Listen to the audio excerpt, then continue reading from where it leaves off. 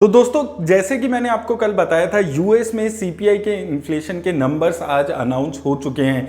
तो इन्फ्लेशन के नंबर्स की अगर हम बात करते हैं 8.3% अगस्त महीने में यूएस में इन्फ्लेशन रही है।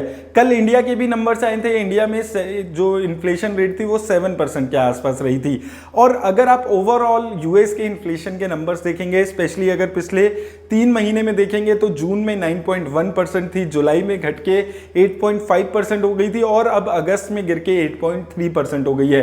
तो ओवरऑल अगर आप देखेंगे एक पॉजिटिव चीज दिखती है कि 8.3% के आसपास इन्फ्लेशन हो गई है, गिर रही है, लेकिन जो उसकी गिरने की रेट है वो काफी ज्यादा स्लो लगती है। और जो मार्केट की एक्सपेक्टेशन थी वो 8.1% की थी। मार्केट को एक्सपेक्ट था कि बहुत ज्यादा इन्फ्लेशन कम होगी, स्पेशली क्योंकि जो यूएस में और ओवरऑल अगर आप देखेंगे ऑयल के जो प्राइसेस हैं वो लगातार गिरते हैं और ऑयल के प्राइसेस एक बहुत मेजर पार्ट प्ले करते हैं इन्फ्लेशन के नंबर्स में। और जो ऑयल के प्राइसेस हैं वो $90 के आसपास इस वक्त चल रहे हैं। तो सबको उम्मीद थी कि एटलीस्ट 8%, 8.1% के आसपास तो ये इन्फ्लेशन आ ही सकती है, जो कि नहीं हुआ है।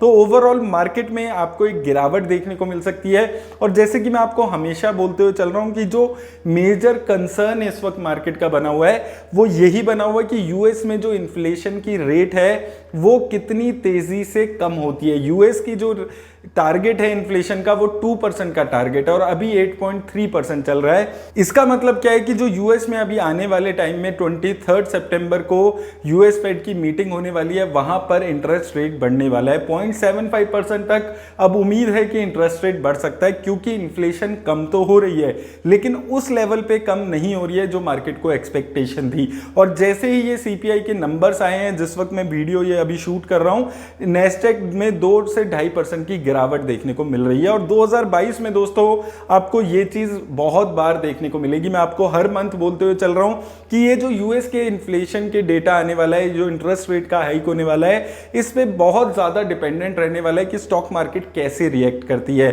तो वॉलेटिलिटी आपको 2022 में स्टॉक मार्केट में देखने को मिलने वाली है।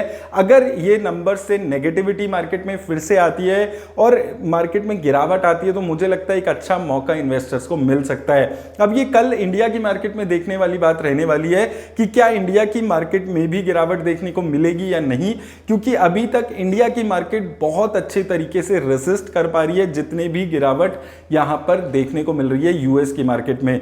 क्योंकि लास्ट टाइम भी हमने देखा था नेस्डेक में 4% की जब गिरावट आई थी तो जो अपना निफ्टी 50 इंडेक्स था उसमें सिर्फ 1-1.25% की ही गिरावट आई थी।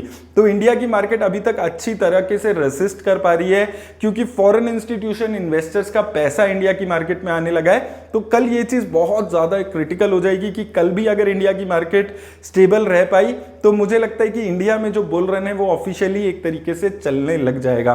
तो कल हम देखेंगे इंडिया की मार्केट में कैसा हाल रहता है, गिरावट आती है या नहीं आती है। ओवरऑल ये कोई अच्छी न्यूज नहीं आई है स्टॉक मार्केट के एंगल से, क्योंकि इन्फ्लेशन कम तो हुआ है लेकिन एस्टीमेट के हिसाब से नहीं हुआ है। तो उम्मीद करता हूं दोस्तों इस वीडियो से आपकी हेल्प होगी। मेरी तरफ से बस इतना ही, धन्यवाद।